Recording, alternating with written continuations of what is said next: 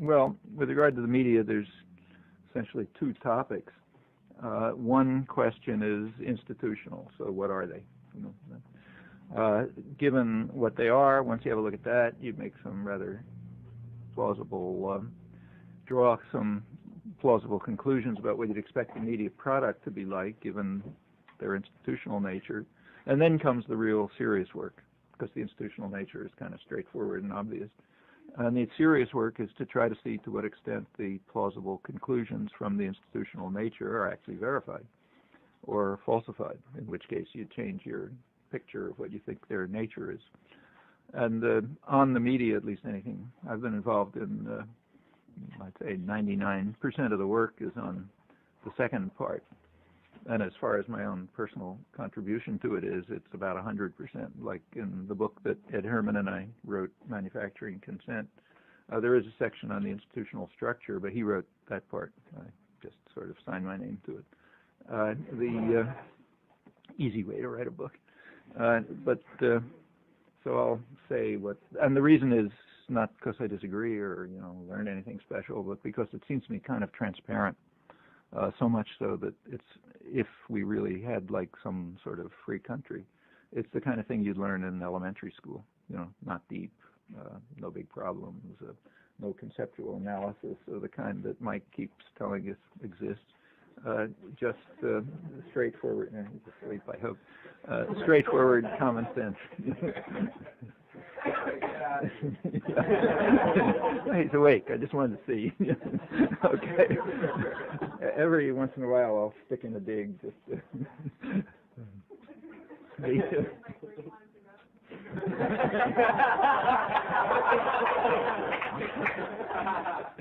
I'll hear about that by email later.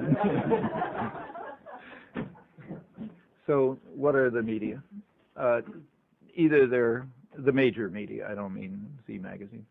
Either they're state media, which in the United States is very marginal. Other countries is more significant, and that's an interesting story in itself, which perhaps you know, or if you don't, you ought to know. There was a big battle back in the 1920s and 30s about about radio, which way it should go, and the interesting story there, which Bob McChesney in particular has written very well about, so I go back into that if you're interested. Anyhow, the United States is kind of off the spectrum of the industrial countries, most of the world in fact, in that it's never really had public media. To the extent that they've existed, they've been extremely marginal. And that reflects another fact about the United States. It's by comparative standards, a very free and open society, so you know more about government activities in the United States than any country I know of. It's much easier to get archival information and so on. On the other hand, it's much more business run than any other industrial society, and that has effects. And that's always been true, I mean, back to the revolution. So it's been a business run, free society, and that has consequences for the media. One consequence is no public media, except really marginal. Another is that the media are essentially big corporations. That's particularly true of the ones that sort of set the framework within which the others operate. And there's only a few of those. There's only a few media centers that provide the general framework of things. Actually, I learned how far this goes some years back when some friend at MIT this is long before internet access, was working on trying to set up a company that would market AP reports, Associated Press reports. So he was running some experimental program at MIT where he had the AP comes out on a ticker, and it's pouring out all the time. And he had a way of feeding it into electronically, and he offered me a chance to have it. So for a couple of years I was following the AP reports regularly. It was quite interesting, actually. AP or the other wire services are about as close to raw news as you can get. I mean, the news is coming from stringers all around the world, most of them non-professionals, hence no particular axe to grind, and just describing what's in front of their eyes, which plenty of reporters do very well. And you could see the filtering, as you go from the raw news to what comes out on the front page.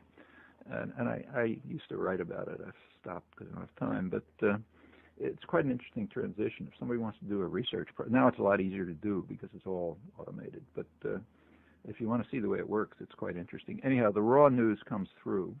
It's picked up for the most part by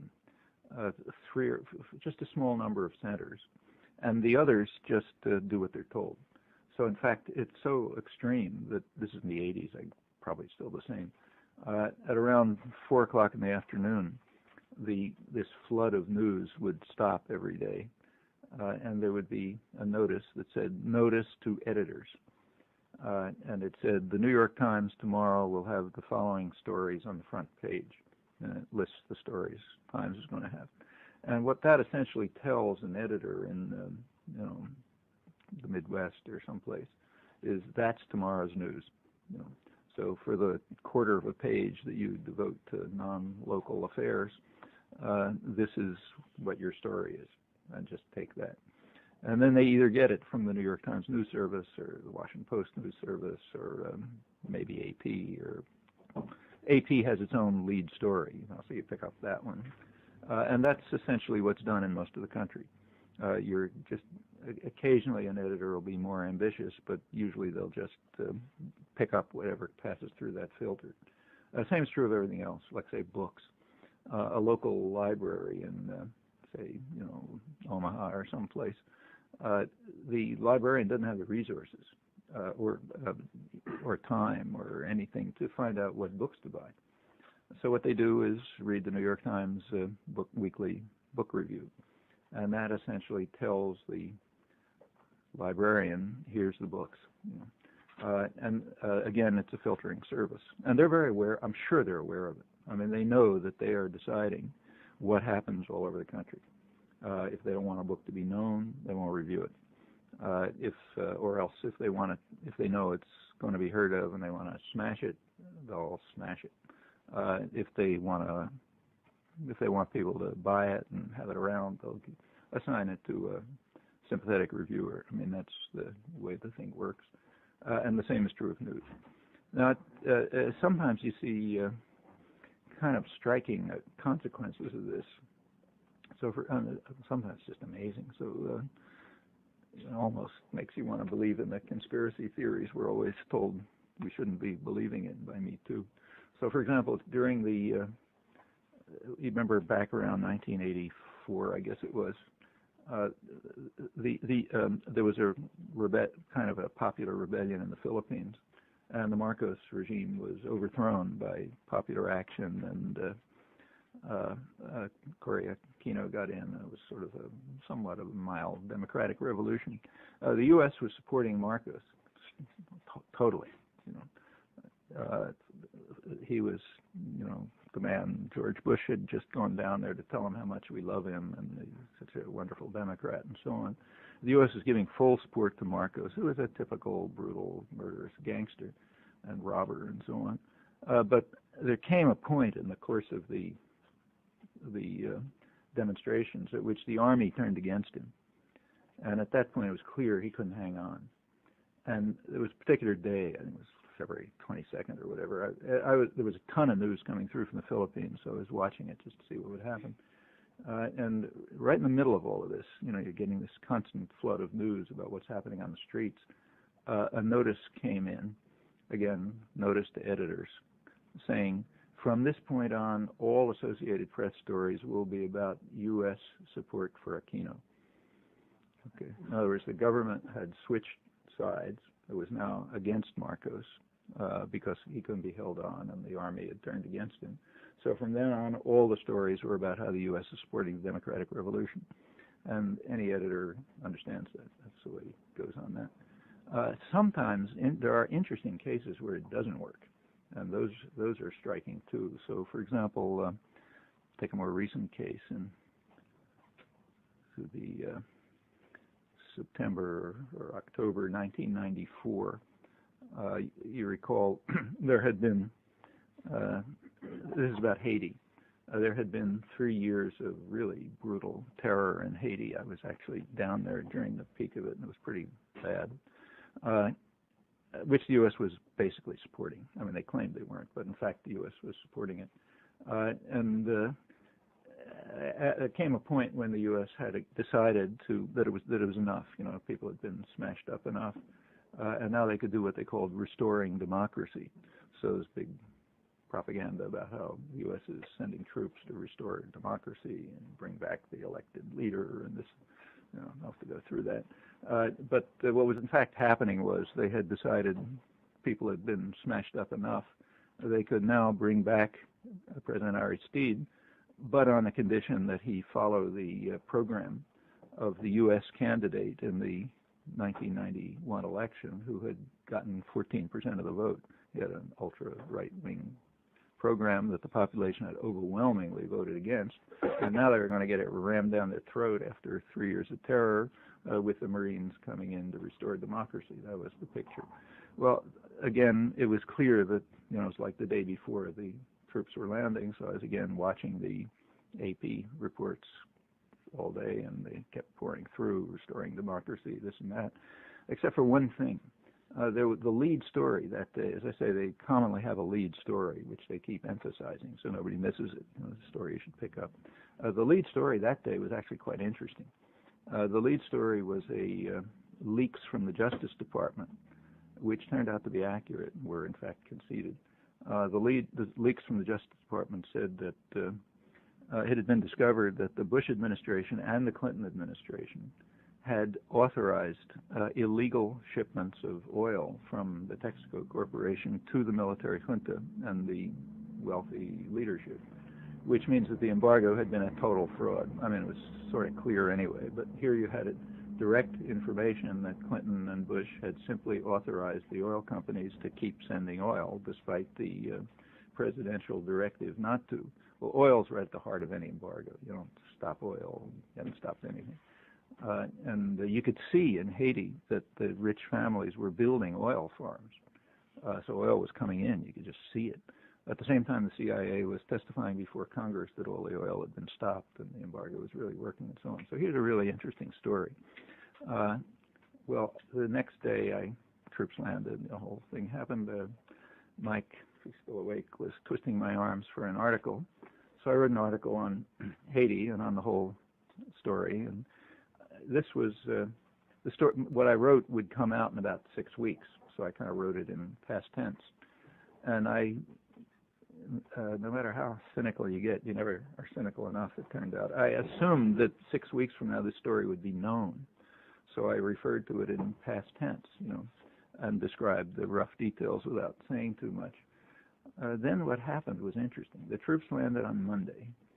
On Tuesday, there was nothing in the newspapers. The story was on Sunday, so every newspaper should have had their headline the next morning should be U.S. violates embargo, whole story, total fraud. You know, no restoring democracy, no nothing. It was just supporting the military junta and the terror, and then moving in when you figure they had enough. And that's the AP story in effect. Well, not a word on Monday. On Tuesday, not a word. By then, I had a friend who does database searches mobilized for me, Dave Peterson, the source for all of us non-techies for getting database searches done. So he started checking the media around the country. On Tuesday, there was one report. It was in a professional petroleum industry journal. They reported. On Wednesday, there was a small article in the Wall Street Journal, back pages, which had the story.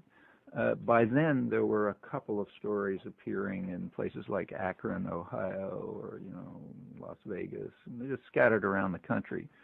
Places where editors were not sophisticated enough to understand that although this is the lead story from AP, this is one you suppress, because it's too inconsistent with the main story that you're supposed to tell about magnificent restoration of democracy, Clinton doctrine in action and so on. It never made it to the New York Times or the Washington Post. I mean, I stopped looking after a couple of months, but never made it. A couple of weeks later, about 6 or 7 weeks later, the Miami Herald, which tends to cover Caribbean and Latin American affairs somewhat more heavily, they had not a bad story, which included of their own, which there's some really good Latin American reporters there. So they had a story which included this buried in it somewhere, but it's out of history. Like you don't read it in history books. It's out of the reviews and so on. And that was the lead story on AP, one you can't miss. Like every news station gets it right on top. Well, that's maybe unusual. But, this is the kind of thing you see going on if you actually monitor what the media does. If you just look at the output, you can reconstruct the same picture. But it's kind of more dramatic if you see input and output. And they're kind of aware of it. So I remember once I was, I'll get back to the major media. Remember, you're supposed to be interrupting me. Otherwise, I can just ramble on indefinitely. Take a look at the secondary media, the non-major media, like not the New York Times and the Washington Post and CBS News. I was once invited, first and last time, to give a talk at the Midwest Professional Association of Journalists, whatever they call themselves. There are 3 or 4 around the country. And they were having a panel on ethics in media. So I was asked by somebody to come talk, and I wrote back saying, I don't think you want me to talk. I don't think there are any ethical problems in the media except telling the truth, no other ethical. But what they wanted me to talk about is, if you're a journalist and you happen to be interviewing someone and you notice a letter on the desk and you read over his shoulder what it is, should you be able to report it? Big things like that. And they told me that, in fact. And I said, look, I have nothing to say about those topics, but I think I have a lot to say about the question of whether the media tell the truth. If you want me to talk about that, I'll talk about it, but nothing else. So they said, oh, sure, we're courageous journalists. We want to hear about all this stuff. And they invited me, and I gave a talk, which polled most of the people. Just, this kind of talk. The discussion afterwards was kind of interesting. I mean, basically I was saying, look, how come you guys don't cover this, that, and the other thing, whatever the timing was, picking the issues of that time. And a lot of them were just angry, but some said, were honest about it. They said, look, we're small-time people. I mean, we can't do things that would violate the principles that come from outsiders who are really important. Like if the New York Times and the Washington Post aren't reporting this, we just can't do it. I mean, we may have the facts, but we can't stand up against that kind of authority. It's just not done, I mean, they didn't say it, but it's kind of like the first grade kid saying, I can't tell the teacher, what she told me is a lot of nonsense. You can't do that. So you just have to either overlook it or something, and just have no choices. They honestly and felt that they weren't being dishonest or anything. Those options didn't exist. And that kind of disciplinary framework is a very effective one. That's as good as censorship. So what happened at the San Jose Mercury News? Isn't that an example of that? Yeah, they stepped out of line and they got smashed. This is, you're talking about the dark Gary Webb story. Yeah. Well, Gary Webb did a piece of really good investigative reporting on cocaine, Central American, the relation between the cocaine traffic from Central America and the Contras, and how it played out in Los Angeles, I guess. And he dug, found local drug dealers and tied them up with people involved with the Contras and so on. I mean, in a way, it wasn't all that new. Like the basic story was kind of known to people who were following things, but he managed to fill in a lot of details and tie it together in interesting ways. The San Jose Mercury News, which incidentally runs a lot of stories that don't make it into the mainstream, they published a series on this, which was very well done, and nothing much happened for a couple of days, and then the big guys came in, the Washington Post and the Wall Street Journal and everybody else, and started smashing the story, and they found a comma missing here, and somebody from the government denied something else, and this is the way it's done. And there was obviously plenty of pressure on the journal itself. And finally, the journal, the editors, publicly withdrew this, kind of apologized for having published the story. He was sent off to the Metro desk or some equivalent punishment, and the story was essentially killed.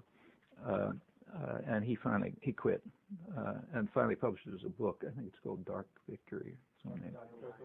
Was it called Dark Alliance? Yeah. Dark Alliance, right? Which is a good book, but I don't think that ever got reviewed or discussed. So that's kind of buried, and he's out of it. This is the kind of thing that does happen. Not, not a lot, because things like his story don't happen a lot. But if something does break out of line, that's what happens. And I presume that without even being aware of it, most journalists expect that. It's a disciplinary effect that most of us know from our own experiences just going through school. I mean, going through school is like that. You're trained for obedience all the way through. Schooling, an awful lot of it is just training for obedience. You're trained to conform, to repeat what you know is supposed to be said, not to get too far out of line.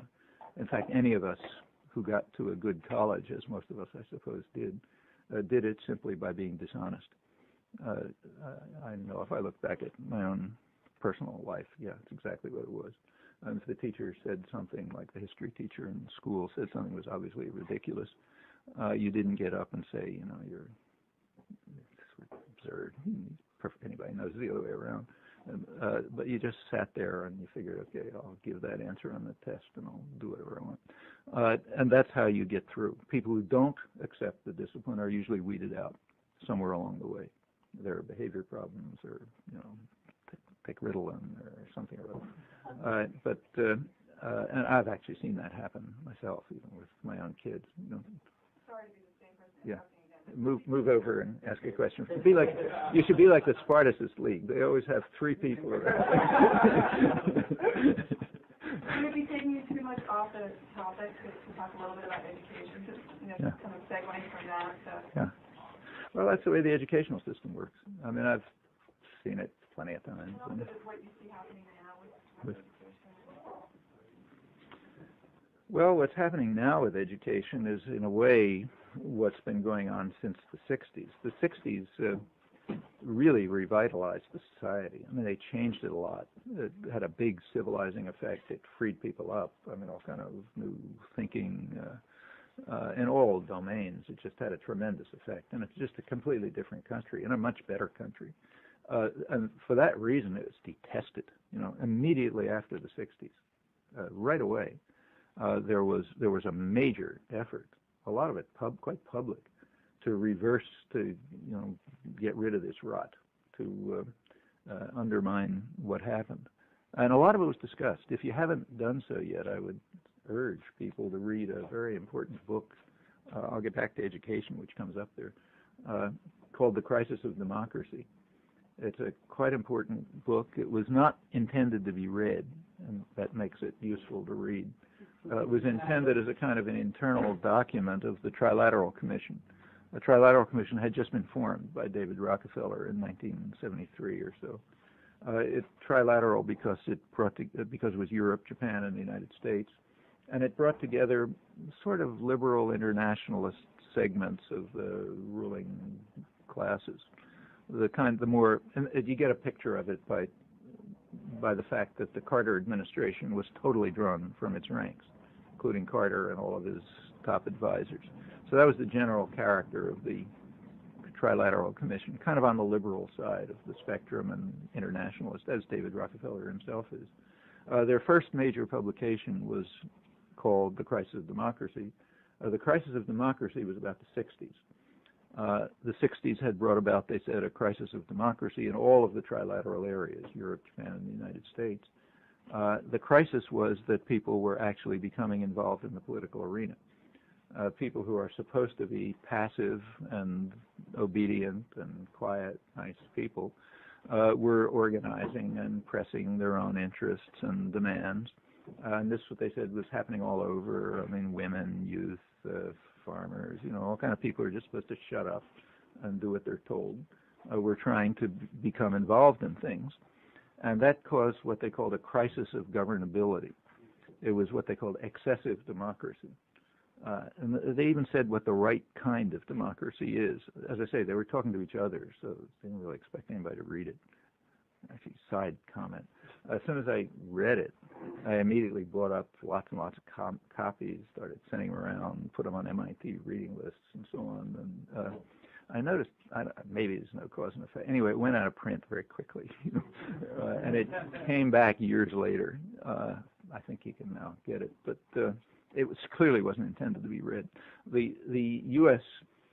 the spokesman, the guy from the U.S. rapporteur, the guy who gave the position paper for the United States, is a Harvard professor of government, a guy named Samuel Huntington, who's rather famous, and he described what he thought the right kind of democracy was. He said in the days, this is virtually a quote, he said in the days of Truman, he said Truman had been able to govern the country with the help of a few Wall Street bankers and financiers.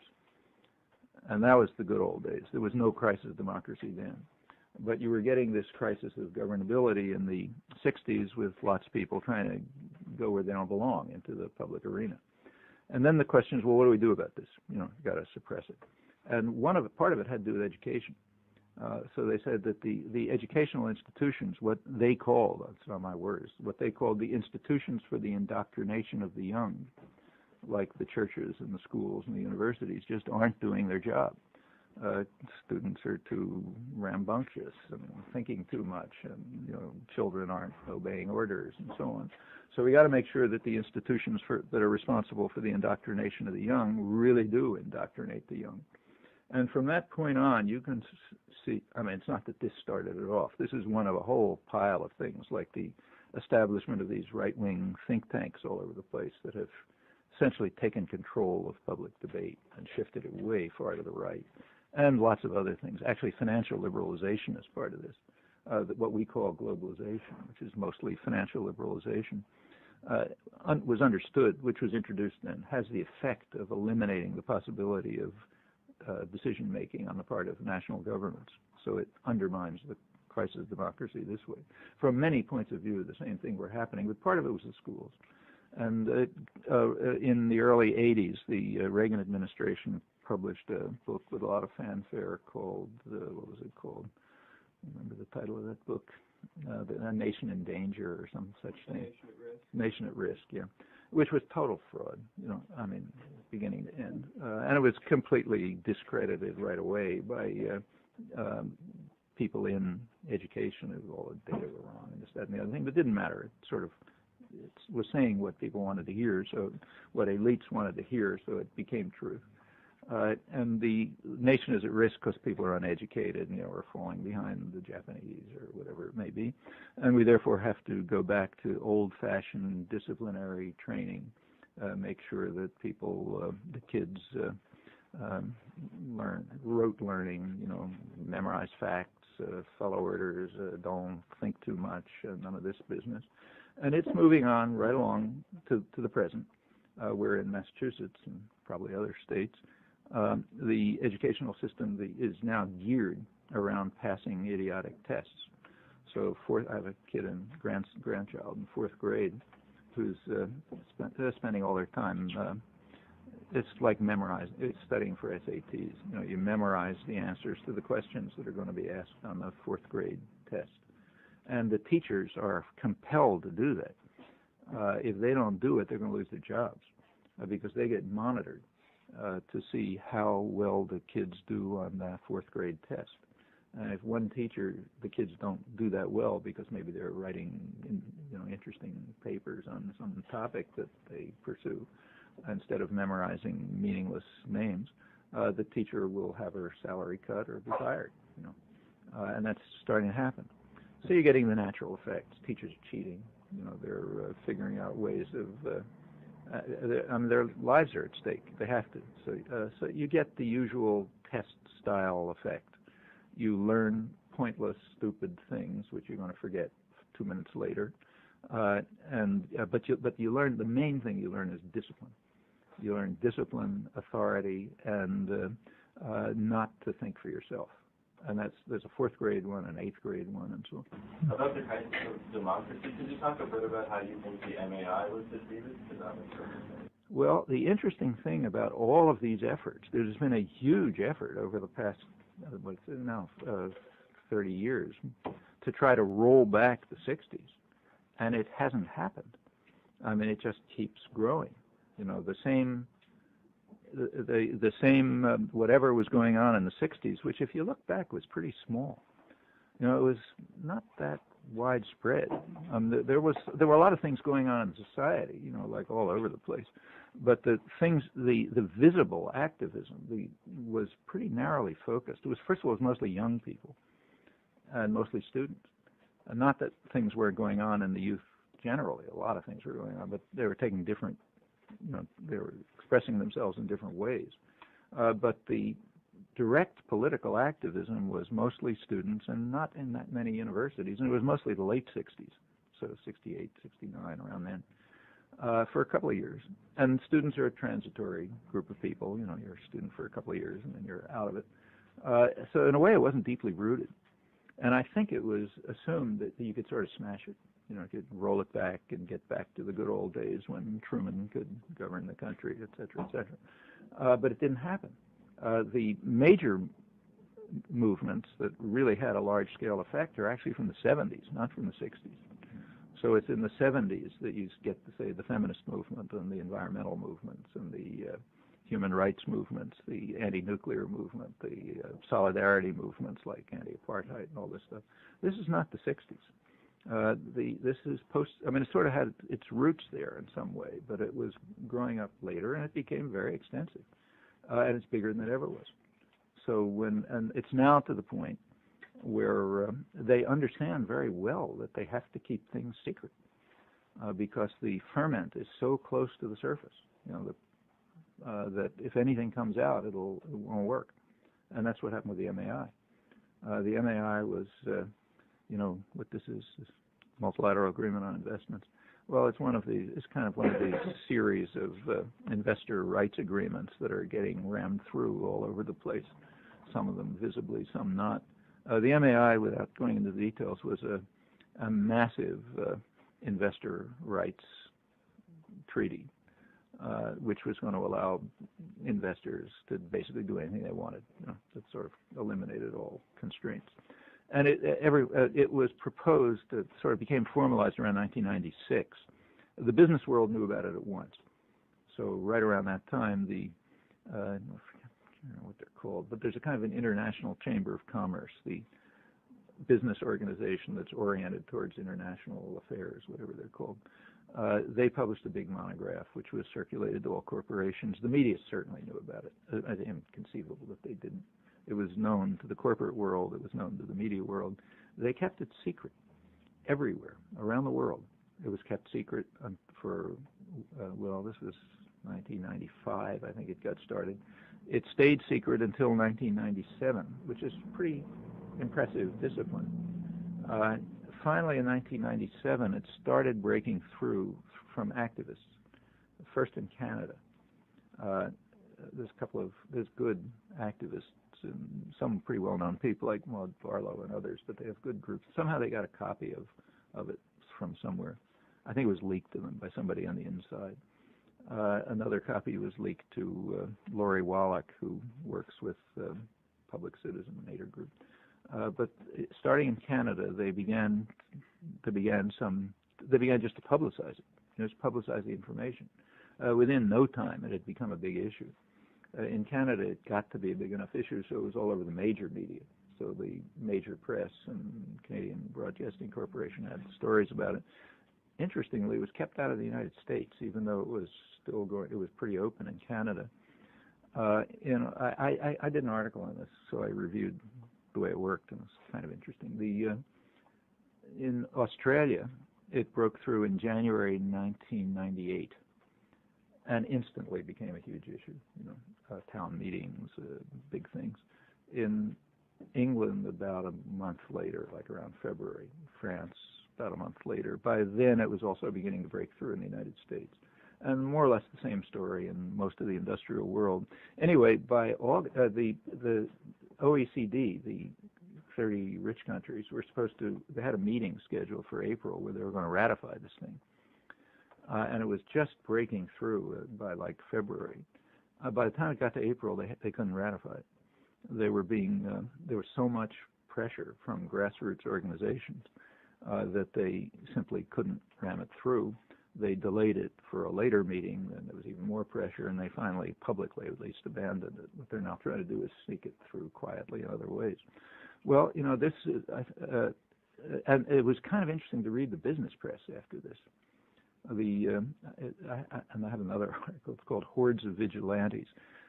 It was in Z, that's a Subversive Journal, and it's in a book. The phrase "hordes of vigilantes" came from the Financial Times. That's the premier international business journal, published in London, Business Daily, pretty good journal. So they had an article called "Hordes of Vigilantes," and it was about how these hordes of vigilantes, people like Maud Barlow and others, descended on the poor OECD and totally overwhelmed them. Here's the greatest concentration of power in world history. I mean, the richest countries in the world, all the corporations, the media, and Maud Barlow and her friends came around, and they didn't know how to resist this pressure. And I don't think the article was written sarcastically. I'm not sure. It's hard to tell sometimes. But it's about how, the business world is going to have to learn how to deal with these tremendous forces, that are beating it up, and the business world doesn't have any organs to express its own point of view. These guys run the whole international media and everything else, and they just didn't know what to do. They quote trade representatives as saying this is a total disaster. And one of them said, it may turn out that we won't be able to sign trade deals behind closed doors and have them rubber stamped by parliaments, like in the good old days. I mean, just immense disaster. Well, that was they really took it seriously and were very upset by it, kind of like the crisis of democracy in the 60s. And in fact, that constantly happens. When the population ever breaks out from discipline and obedience, people go berserk, and think the world's coming to an end. I mean, for example, I just take a local event at Harvard in 1969, I guess. Somebody around can remind me if I got the date wrong. Harvard was pretty quiet, but toward the end of the sort of 60s activism, some students at Harvard took over a building, the president's building, and I mean, basically nothing. They took over the building, and there were some protests.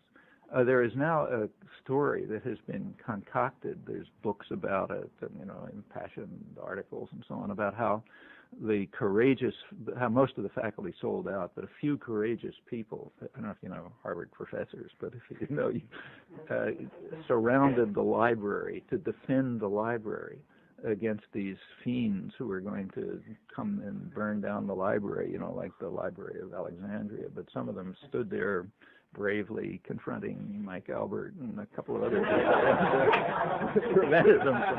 prevented them from burning down Widener Library as they were all planning to do. And this is told with great passion and conviction, as if we were really fighting the good fight and so on. I mean, the point I'm making is any tiny break from obedience is regarded as a complete disaster.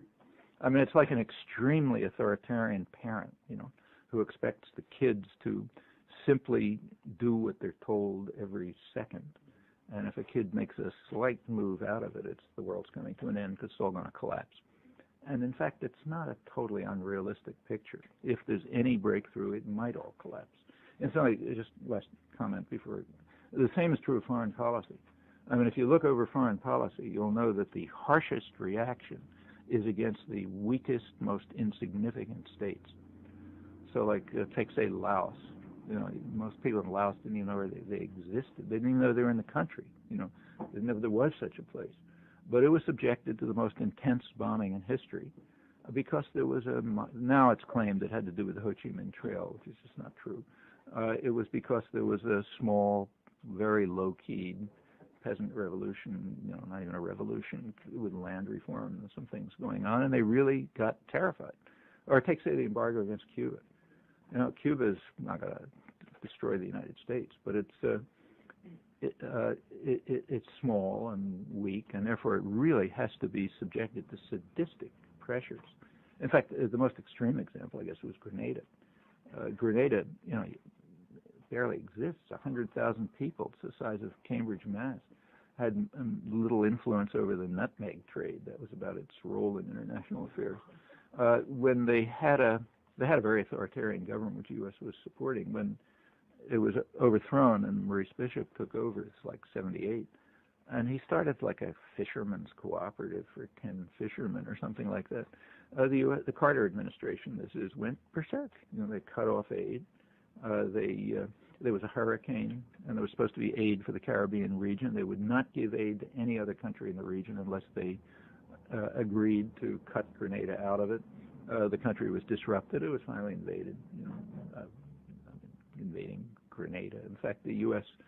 Army, after, I guess, Rangers or Special Forces or whoever, succeeded in getting 8,000 medals of valor for 6,000 soldiers who succeeded in conquering 25 unarmed Cuban construction workers, which isn't what it was. There were casualties, but that's because the Rangers were killing each other, like they were shooting each other. But the point is, it evokes hysteria if anything goes out of line. And that's what these things are like, and probably for good reasons. I mean, if people see that you don't have to follow orders, who knows what will come next. Along those lines, I want to ask you, one of your more memorable statements for me is that American academics are the most servile intellectual class on the planet. And I'm thinking about your book. Probably anything. There are probably others who are as bad. Yeah. I just know I'm better. In the New Mandarin, you talk about the relationship between university academics and legitimizing and creating the ideas for the Vietnam War. If you were to do something like that now about the university, how would you work through some of those relationships? Well, like everything else in the society, the universities got more open as a result of the 60s. For one thing, a lot of people who went through that experience are in the universities. So they've just changed, and also it just changed things. I mean, it changed things down to styles of dress. So, like up till the 60s, I would go to class with a jacket and a tie, and the students would be what's called properly dressed. You look like a gentleman. You didn't have to look like a lady because there were no women, or maybe three women in the institute or something. But in the 60s, that all changed. It became, and those changes are not superficial. They reflect relationships among people. So as dress becomes more casual, it's not just because jeans are easy to wear. It's because you're not supposed to take yourself that seriously, and you're supposed to have a more easy, egalitarian relation with the other guy wearing jeans, that sort of thing. So it just everything changed from that up to attitudes and concerns and so on and so forth. Then the universities changed. So by now they are more open. There's a lot of stuff going on in the universities that would have been unthinkable in the before the 60s. And sometimes it's really quite striking. So, in fact, since we're talking about the media, it gets back to the media in interesting ways. So, for example, when the United States is carrying out some atrocity somewhere in the world, whatever it may be, the media have a thing called objectivity. If you become a journalist, you go to journalism school, you're taught objectivity. Objectivity, it's not put this way, but what it means is you're not supposed to express your own opinion. You're kind of above that. What you do is go to somebody who has your opinion, who's an expert, designated as an expert, and get that person to say it, and then you write it down, and now you're objective. So there's a category of experts who are called upon by the media to express the party line whenever anything goes on. Usually the way you can do it to get somebody who's both expert and party line is just to go to the local university. Okay, and go to the political science department, or, if it's Southeast Asia, the Asian department, or whatever it may be, and find somebody who will be a reputable expert because they have the right PhD and stuff, and they'll tell you exactly what you want to hear, just sort of on order. And then you write it down, and it's subjective. Now, in the 1980s, the big issue was Central America. That was all over the place. U.S. war against Nicaragua and El Salvador and stuff. And there is, of course, a Latin American profession. But they could not do it. The Latin American profession would not repeat the party line. They described, not just accurately what was going on. So they were cut out of the media. If you look over the 1980s, you will find that there's very rare access on the part of the Latin American profession. Sometimes it's extreme. So, for example, there was an election in 1984 in Nicaragua. It was the first real free election in the country's history. And it was very heavily monitored. It was from all over the place. I mean, British Parliamentary Human Rights Group, Irish parliamentary delegation, Dutch, very hostile Dutch delegation, all over. Among the monitors was the Latin American Studies Association, which is the professional society of Latin Americanists. There was a group that went down there, spent a couple of weeks there in the background of the election. These are people who are specialists on Nicaragua. Most of them had done field work there and knew the area quite well. They were led by, the delegation was led by pretty conservative political scientists, Latin Americanists. They wrote a very detailed report on the election, concluding, as everyone did, that even the most hostile critics, that it was a pretty fair election, and by Latin American standards, unusually so. Well, that wasn't supposed to be happening, because the U.S. position was this is a totalitarian communist dictatorship, and they don't have elections, and therefore we have to attack them. You know. Well, their report was never, none of this was ever reported. The story was there was no election. The story remains there was no election. So the 1990 election, which by that time the U.S. was in a position to win after smashing up the country for 10 years, that was the first election. I mean, anything you read says, you know, first election, and the Sandinistas only agreed to it because of the battering we gave them, because they're communist totalitarians. Well, everyone, including the Latin American Professional Society, was totally cut out. Maybe the most, in a way, the most interesting case was, for those of you who know Central America, the sort of grand old man of Central American democracy is a guy named Jose Figueres, who initiated the democratic regime in Costa Rica, which is the one country that wasn't run by military hooligans.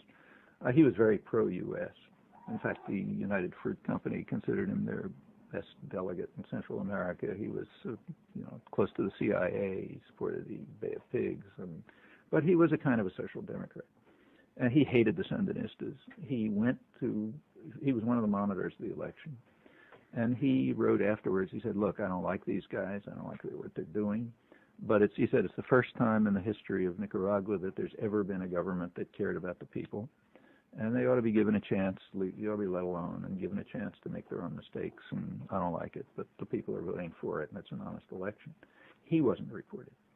In fact, when he died a couple of years later, his obituary never mentioned it. In fact, nothing he said about Central America in the 1980s was ever reported.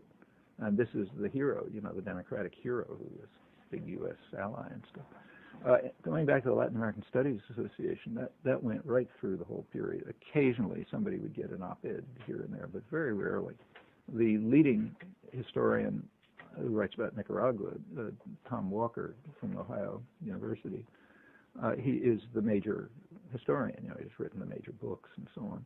And I know him, and we're friends, but I don't even know. I wouldn't even know how to identify him politically. I'm not sure what he is, as far as probably mainstream liberal of some kind, I suppose. Certainly no noticeable politics. He submitted an op-ed every year to the New York Times. Never would run it. What they did was something interesting. The media invented their own experts. They invented a cadre of people they called experts, who, since they couldn't find the usual ones, and those are the ones who wrote the articles. There were mainly two, a guy named Mark Falcoff and another one named Robert Lakin. Mark neither had any background in Latin America. Lakin I happen to know personally. He was at MIT in the 60s. He has since invented a false history for himself. But the fact is he was a kind of an academic Marxist who taught literature and never had anything to do with any of the activism. I mean, I don't know if Marxist is the right word. He's kind of a European, sort of European-oriented intellectual who was completely remote from anything till the very end, like around 1970. And like a lot of people who got involved at the very end, he went totally off the spectrum. He became some Maoist extremist, And he left MIT, he went to Mexico. He was, he was writing back letters about how he was living with the guerrillas and this, that, and the other thing, and none of it was true. But people like me and others would send him some money to help him get out of trouble. And this went on. He was writing these crazy articles not articles because nobody would publish them, about how the guerrillas were taking over Mexico and the Maoists, this, that, and the other business. Last time I saw him was in 1979, I guess, same line. Then he disappeared for a couple of months. He came back as a senior fellow of the Carnegie Foundation for Endowment for International Peace, a jacket and a tie. He knew Spanish, smart guy. He realized that his Maoist line was virtually the same as Reaganism, because the two basically, except for terminology, the two agreed. So he would write articles about how the sturdy peasants are rising up against the hegemonists. For any of you who read Maoist cults, that means the peasants are rising up against the Russians. The hegemonist means the Russians. He wrote articles about this. He has books like this. It's all Maoist rhetoric, which is interpreted to mean the sturdy peasants are the Contras, and they're rising up against the Sandinistas, who are the Russians. And they're leading the Maoist revolution, and this is the story. And that fit exactly with what was wanted. He became the writer for the New York Review of Books. He's the guy who was quoted for the Washington Post. I mean, after a couple of years, he learned to tone down the obvious Maoist rhetoric, which was kind of like a joke, if you know that literature. And then it just became straight apologetics for the U.S. war. He's quoted all over the place and so on. He had never written an article on Latin America, but he became the expert. That's not a criticism. You don't have to have a degree in the subject to find out what's going on. Anybody can find out. But the Latin American Studies Association had to be cut off. They couldn't write the articles because they were just saying the wrong thing. Well, that's a reflection of some of the things that went on in the universities. Now, I don't say that that's typical. It's, in fact, extremely unusual. I don't know why Latin American studies stands out among the professions in this respect. I don't know why that's true. But there's something like that in many of the professions. So there's kind of a tinge of it in many places, which there certainly wasn't years ago. Right at the end of the 60s and early 70s, most of the professional societies started younger people, an occasional older person, but mostly younger people started setting up counter organizations, like the Committee of Concerned Asian Scholars and others, because their own professional organizations were so reactionary. And to some extent, that seeped its way into the professions to a limited extent. There has, as I said, been a major effort to eliminate it, but it has not succeeded. It hasn't succeeded among the public, and it hasn't succeeded at the universities. There's a lot of resistance to it. It's very resilient, what happened in the 60s and afterwards. And it's an issue of major concern. So there's still major, and that's in fact what these school programs are like now. I mean, these school programs about trying to establish discipline are a part of it. In fact, a bigger part of it, which is right in the background, is a fairly transparent effort to eliminate the whole public school system, to eliminate it through privatization. And that's taking a lot of forms. Vouchers, charter schools, defunding the system. If you want to privatize a system, like when Thatcher wants to privatize the railroads or whatever it may be, there's a particular technique for doing it. You make the system run so badly that people get upset about it, and then they don't resist very much when it's handed over as a gift to some private corporation. That's essentially the technique. So if you can make the schools function badly enough, partly by just defunding, partly by propaganda, like nation at risk type propaganda, so parents really feel and the community feels, look, these things aren't functioning. If you enough combination of that, you cut back the resistance to the slow efforts to privatize. And in some way, the big investment firms are well aware of this. A couple of years ago, I got Elaine Bernard, who some of you know, sent me a copy of a Lehman Brothers brochure that they were sending out to, their prime investors or something. And the content of it was, well, we've taken over the health system, we're taking over the prison system, we're taking this, that, and the other thing. We still haven't got the schools. So the next big target is get the schools, privatize them. And then, first, for one thing, when you privatize them, you can make them what's called efficient. And you can do it. I'm no manager, but I know how to make the schools efficient. Fire all the union workers, like the janitors and the teachers and everybody else, and get low-paid workers who have no benefits because they have no union to protect them. That already makes it more efficient. Cut back services, like don't offer any special education or special things for kids that need this and that. Gear the educational system to the upper middle class kids who are going to learn no matter what you do because their parents are going to make them learn at home, and forget about the rest or send them off to what amounts to, if they're lucky, vocational school. If they're not lucky, the streets or the prisons. And the system simply gets more efficient by the usual measures. So you can do that. And meanwhile, you can pour propaganda at them. In fact, straight outright advertising, like now they've got advertising in first grade. And that turns them into the main way to discipline people. This has been known like for centuries, but it became intensive in this last century. The main technique of disciplining people, the one that works best, is to turn them into psychotic consumers. I mean, if people's complete conception of the world, of themselves, is I amass goods for myself, period. That's me, nothing else exists, then they're trapped. And that is very conscious, I should say. You read the advertising industry, PR industry literature, they're very frank about it. You have to impose a philosophy of futility and get people to focus on the superficial things of life, like fashionable consumption. You get that done, they're trapped. And that's and eliminating the public school system has many important aspects, the same as eliminating Social Security and others. I mean, the public school system is based on a principle that is strongly opposed by elite sectors in general, and for good reasons. It's based on the principle of solidarity.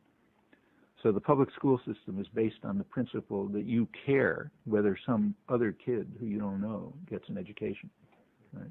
And that's an extremely bad idea. You want to knock that kind of idea out of people's heads. They're supposed to consider only themselves and their own, and only insignificant things for themselves, like how many shoes you have or something like that, and be trapped into that. And any concern for other people, any sympathy, any solidarity, any feeling of working together, that has to be driven out of people's heads. And that means the public school system simply has to go. I mean, the main thrust of the attack on Social Security, I think, is the same. I mean, there's a lot of fakery about it, trust fund going broke, and it's all fakery. But there is something that is not fake. The Social Security system really is based on solidarity. It's based on the idea that every disabled person, every widow, everyone who survives past working age should be supported in some fashion. Everyone, even if you don't know them. And that it's just their public responsibility to do that. And that conception is subversive, and therefore has to be eliminated in terms of privatizing aspirations, domesticating aspirations. So I think that's sort of the a major part of the attempt to restore discipline to the society. I know how big of a movie fan you are. I know you catch a lot of movies, so I figured I'd ask you this question. About zero. So. You think it's I saw Pokemon. Oh, you did? With my grandchildren. I was wondering if you thought it was instructive, particularly for people, I guess you would consider, more leftist in terms of the media, that it seems like, sort of the general public is much more acceptive or receptive to more radical or leftist type of ideas about reality. I mean, I'm thinking of like Good Will Hunting or Wag the Dog or even Office Space, where it's like people can see those movies like, yeah, okay, I can relate to that, it's real and everything, but yet to say that, and so it seems like people are more receptive if they're, if it's in a movie form or maybe even in a cartoon or a comedian says it, but yet somehow unacceptable if you say it in a venue that's considered to be serious or something. Yeah, I don't know actually. I don't know much about this culture, so I can't say much. But there is one well-known fact about totalitarian societies, and that is they have typically, even to some extent, tolerated things like cartoons and spoofs, which make fun of the leadership. Apparently, somehow, and that it does, people do react to it, but apparently it's somehow considered safe. You see this in Serbia right now. So Milosevic doesn't get attacked in the media, but he does get attacked in the cabarets, and that's pretty standard. I don't know how people react to these things. I mean, I rarely have seen it. I'll tell you one case which may not be typical. I once, the film Missing, about when my son was about, I don't know, maybe 14 or so. My wife and I took him to see it. It was playing in a local theater. And this was playing in a theater in Lexington, Massachusetts, which is a professional, educated town. And he liked it. I mean, as we were walking out, I asked him what he understood. We were talking about it. He didn't really understand. It was an adventure story. I didn't understand what it was about. But I was listening to people as we walked out, and I don't think almost nobody knew it was about Chile. I mean, it was just this adventure story, this bad government, and our government did bad things. Even an American citizen was harmed, but it was kind of unrelated. It was not placed within any context of understanding, at least on the part of the people I heard, even to the extent of knowing what country it was, which probably wasn't mentioned. I don't know what the reaction is to these other things. I'm sure you know a lot more than I do, so don't ask me. Actually, I'm not sure how much people object to what they see on paper either. Remember, a lot of the reactions to what is seen on paper are coming from educated intellectuals, and they certainly don't like it. But for them, it's kind of like a professional obligation almost not to like it. How other people react, I don't know. I mean, I don't get a fair sample, but I get a huge number of letters, most of them from people with no special educational status, interesting, raising questions. I find the same, again, not a fair sample with just public audiences. I mean, if anything, there's the willingness to think about it seriously is negatively correlated with education, I think. Which, if true, and I suspect it is true, wouldn't be very surprising, because education really is indoctrination. I mean, the people who are most heavily indoctrinated are the ones who are most educated, meaning they've been through the system of indoctrination more intensively. And furthermore, they've internalized it, and they have to internalize it because they have to produce it. I mean, if you have to produce something, you sort of have to believe it. You come to believe it, just by doing it. Getting a little lower now. I'm getting a little lower. There's a question. Oh, sorry. What do you see as far as America's involvement with Indonesia in the next couple of years? What's Henry Kissinger doing now? Henry Kissinger is kind of a flack for big corporations now. They use him as an entree to leadership in various places. I think he's connected somehow with Freeport, if I'm not mistaken, which is which invests in the mines in West Papua, which is taken over by Indonesia. The whole future in Indonesia is extremely uncertain. It's a very rich area, a lot of resources, and it's got tremendous internal conflicts. East Timor had nothing to do with Indonesia. That was just invaded, so they're out of there finally. But the parts of what is called Indonesia, there are very bitter conflicts going on. In the there's a resistance movement in West Papua, what they call Irian Jaya. That's marginally Indonesia. I mean, it is ethnically distinct. It was handed over to Indonesia by international agreement around the late 60s, so it's called technically part of Indonesia, unlike East Timor, which was just invaded. On the other hand, the people there have never regarded themselves as part of Indonesia. And there has been an independence movement. It's now picking up steam. There's a lot of mineral resources there, so there's a lot of interest in it. And a lot of the population, essentially, indigenous, pre-modern for the most part.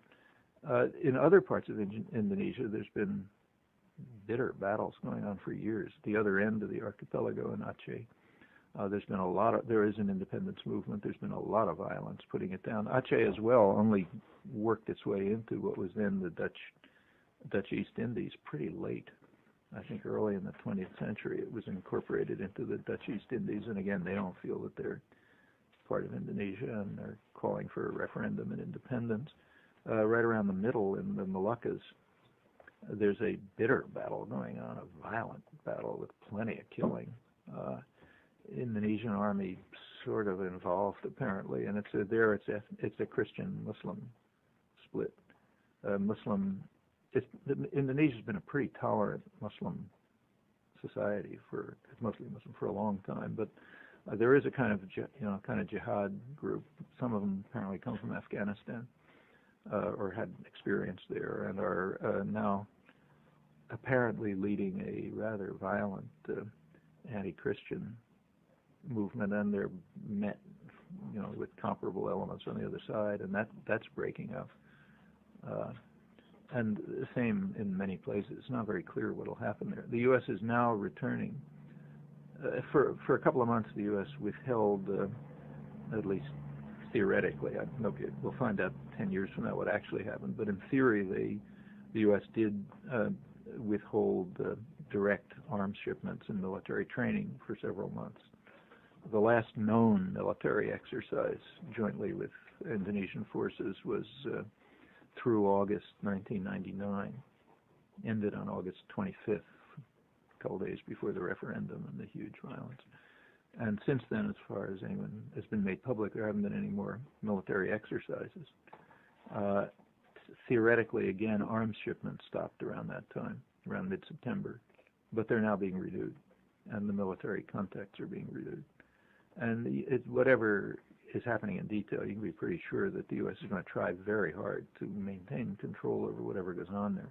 Indonesia is just too important to allow to go its own way. Actually, I don't know how much you know about the history, but this goes way back. Like in 1958, the U.S. carried out the largest clandestine operation in post-war history up to the Nicaragua War, to try to split up Indonesia. This was kind of kept, it isn't even released in the official archives.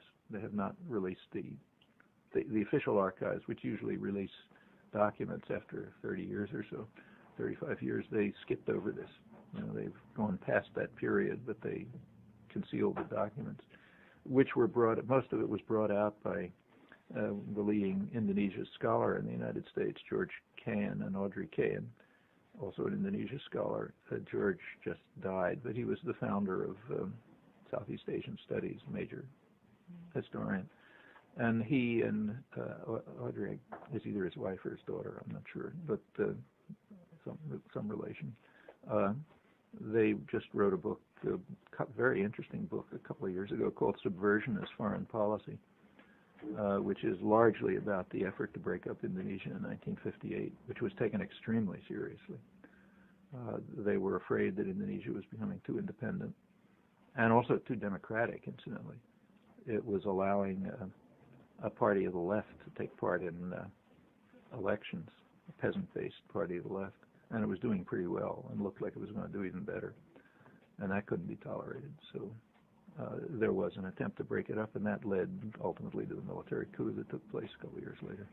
I also noticed, too, that in the East Timor conflict, there seemed to be an awful lot of similarities between that and certain techniques in the Phoenix Project. Yeah, that was pointed out. That was actually pointed out explicitly by some of the Australian specialists. David Jenkins, who's I think the Asia editor of one of the major Australian journals, is an old Asia hand and pretty conservative, pointed out that the Indonesian commando forces that were going into East Timor in early 1999, fresh from U.S. training, incidentally, which was illegal. That's why I think we have to be cautious about what's been happening in the last couple of months, because there was secret illegal training going on right through 1999, including the Capasas commandos, these special forces commandos. He said that what they were taught essentially was Phoenix-style assassination techniques. And he probably knows. Australians are pretty close to this, and he's close to Australian intelligence and so on. So I think your insight is correct. I mean, that yes, that's probably where it comes from. In fact, this is true almost everywhere. Like, take, say, Colombia. If you look at the counterinsurgency, which is the next major, it's already a huge atrocity, but it's going to get worse. The history there is interesting. I mean, Colombia has a tremendous history of violence, which goes way back. None of this had anything to do with drugs, but the history of violence goes way back. Has to do with a totally hopelessly inegalitarian socioeconomic conditions of real oppression. But it got a lot worse under the Kennedy administration. Kennedy sent down, all of Latin America was turned into a disaster area by Kennedy's counterinsurgency programs. And in Colombia, there was a Special Forces mission sent down there in 1962, headed by a Special Forces General Yarborough. And they advised the Colombian military, not only advised them, but trained them and armed them. But the advice was to carry out what they called paramilitary terror. So to organize paramilitaries and to carry out terror operations using primarily paramilitaries against what were called known communist proponents. And that's just about anybody, who doesn't say the right thing. And that's when it really got bad, with not only the advice, but the training and so on that went behind it. And by now, the paramilitaries are responsible for roughly 80% of the atrocities, which are increasing. And American arms are increasing, which is typical. As the atrocities increase, the U.S. arms flow increases. But it's mostly paramilitary, and paramilitary terror of a kind that traces right back to the Kennedy administration proposals for the hemisphere and for Indonesia. So yeah, the parallels are quite real. When you're developing your analysis of foreign policy, what are the things you look for that guide you in understanding it? Well, I think no matter who you're looking at, if you want to study the foreign policy of any state, the first thing to look at is the distribution of power internal to that state. Like, who makes the decisions inside the society? Who decides what's produced, what's distributed? What appears in the media? Who sets the parameters within which the guidelines within which the government functions? And when you've looked at them, it should give you some hints as to what the policy is going to look like. It's going to protect their interests, you'd expect. The state power may have some degree of independence, but it's going to reflect the internal distribution of power. Well, when you look at the United States, it's not a big secret. There's a heavy concentration of power in the private industrial and financial sectors. And that includes the media, which are just huge corporations. So that network of power has pretty obvious interests in having a certain kind of world which will be open to their exploitation and domination, and you'd expect the state to reflect those interests. Now, you might be surprised, so you always keep an open mind, of course, but when you look at the way policy works itself out, I think that's pretty much what you find, and it shouldn't surprise one. The same is true of the media. I haven't really said much about them, but if you ask yourself, why is the media product the way it is, the place to look at first is just what kind of institutions are the media. So what are they? They're the main ones, the ones that are setting the framework that the others follow.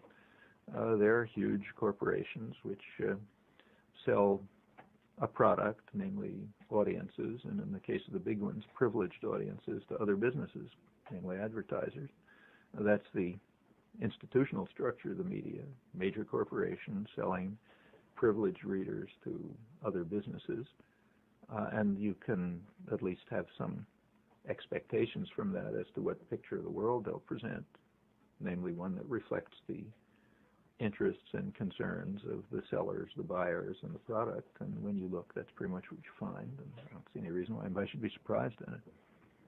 Same with foreign policy. I mean, there's some other things, like occasionally domestic pressure groups may have an influence. Maybe. I think it's exaggerated, but you can find cases. But I think that's what you'd expect, whether you're looking at the Soviet Union or Turkey or the United States or anywhere else.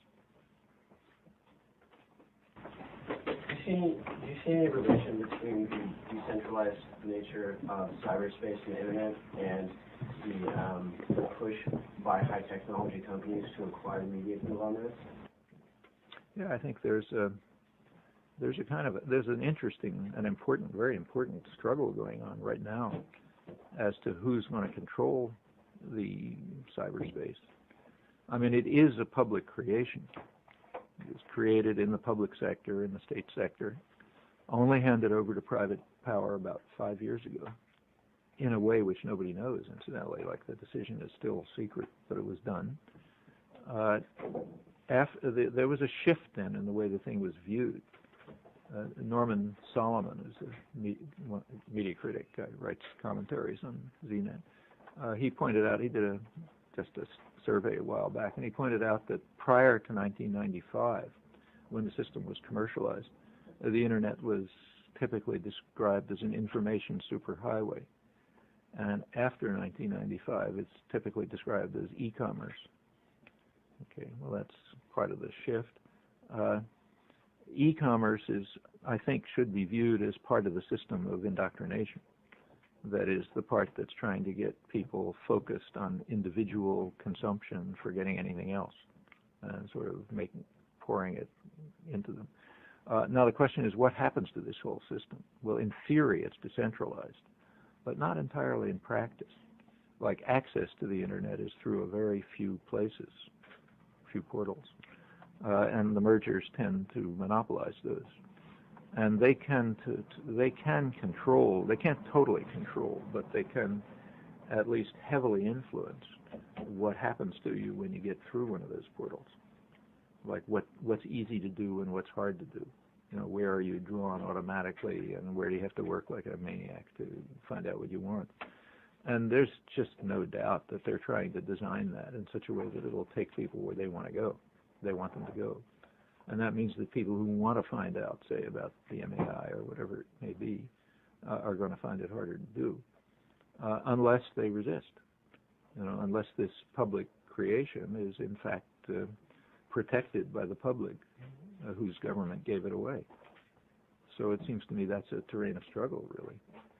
I mean, the corporate power and the government surely do not want people to use the internet to undermine the MAI, which is how the organizing was done, or to organize for Seattle, you know, or to circulate subversive views over ZNet or whatever. They don't want that.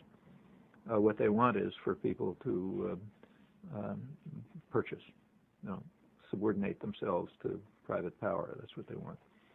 And the question is, can they succeed in controlling the technologies as to get them to do it? I wanted to know, how do you feel about the situation in Peru and our MIT student, our political prisoners overseas, like Lori Berenson, and what we could do to help her, and how much involvement the U.S. government has with the Peruvian government, and really, you know, why is it that we really can't get her out, according to your... Well, I don't think there's much doubt that the U.S. government could get her out if they wanted to. I mean, she's a political prisoner, happened to be a student at MIT, who's been in a Peruvian prison for quite a few years now. She's a very courageous woman. She's in a horrible prison somewhere up on a mountain, high mountain, somewhere in isolation. And she has been offered better terms, you know, allowed if she'll accommodate it. But she's refused. She insists on suffering with the prisoners who are in the hardest circumstances. And it's pretty brutal from anything that's dribbled through. There have been efforts to put, you know, demonstrations and protests and meetings and the usual thing. They have not reached enough of a scale to get Washington to intervene. But if it wanted to, it would get her out. If an American prisoner is held somewhere, they can get him out anywhere. You know, if they have to, they can send the Delta Force or something. But they don't have to. You know, they just say they want her out. And they haven't done it. Why? Well, you know, right now I think Washington has a kind of an ambivalent relationship to Fujimori. They don't like the fact that he overturned the trappings of democracy, because it's important to have countries look like formal democracies. That's part of the legitimation of the whole, foreign policy enterprise and the whole globalization enterprise. Part of it is to make it happen, what's called globalization, integration within the corporate-run system, to make it look as if it's happening through democratically elected governments. That's much better than to make it look as though it's happening through fascist dictatorships, because then it becomes too transparent. So they're much in favor of having formal democracies, which have very little, don't rock the boat. And Fujimori just upset that by essentially stealing the election. So I think the U.S. would be pretty happy if he, agreed to another election, or stepped down, or got assassinated, or something like that. But they don't want the government to change very much, because remember, this is part of the whole Andean region, where the U.S. is probably planning major military operations. The Andean region is important. It's got plenty of resources. It's got a lot of confrontation, and their guerrilla activities, which are quite serious. Peasants are they've had imposed on them neoliberal programs which have been extremely destructive right through the Andean region. That's one of the things that's driven them to drug production. So a lot of the drug production is a consequence of the economic programs that have been forced on them. There are protests all over the place. The ones that are most prominent are the ones in Colombia, where a large part of the country has been taken over by peasant-based guerrillas. But they're happening everywhere. In Bolivia, for example, a couple of weeks ago, they had to impose martial law on the whole country because of peasant protests, mostly in one city, Cochabamba, where under IMF World Bank orders, the government had privatized the water company, which had at once raised rates. The World Bank instructions are that you have to pay user fees, so everything has to be no public subsidies. So like water doesn't get provided to poor people unless you have to pay for it at cost. So that meant raising the rates right away, and that led to several months of protest, reaching a point where the government had to declare martial law of the whole country. There were also protests elsewhere over the destruction of coca plants, which are the only way for the peasant to survive after they have subsidized U.S. imports wiping out the agricultural system. And this is happening all over the region. And it's a very important region. There's a lot of oil and other resources, and the U.S. is setting up air bases all over the place. It could be an area of major confrontation, and Peru's right in the middle of it. So they're not going to let Peru get out of control. On the other hand, the relationship to this current government is sort of ambivalent, because they're not making it look good. There was essentially a autogolpe, as they call it, self-coup. As for Laurie Berenson, I think the only way to proceed is just to try to intensify the protest, so it can't be made to look invisible. And, this is in a way a pretty easy issue. Here's an American woman who's being held under miserable conditions in solitary confinement, in effect, in a horrible jail for years. This is from a Gene Studies, Beware the Violence Initiative Project in B Magazine. I don't know if you read it. It says, the static and reductionist thinking emblematic of genetic explanations for behavior leads out, among other things, the way in which interactions between things synergistically create complex environments which feed back into and reshape the very items that have caused them, transforming the entire relationship. And I was just going to ask, how pervasive do you think leaving out this kind of thinking is in society? Depends where you look.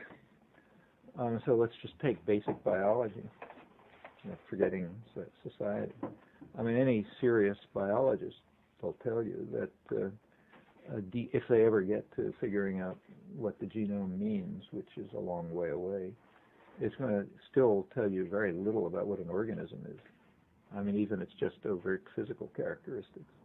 Because how you go from genes to an organism, which is assumed probably correctly to be close to deterministic. I mean, there may be some non-deterministic elements, but mainly deterministic. This is unknown.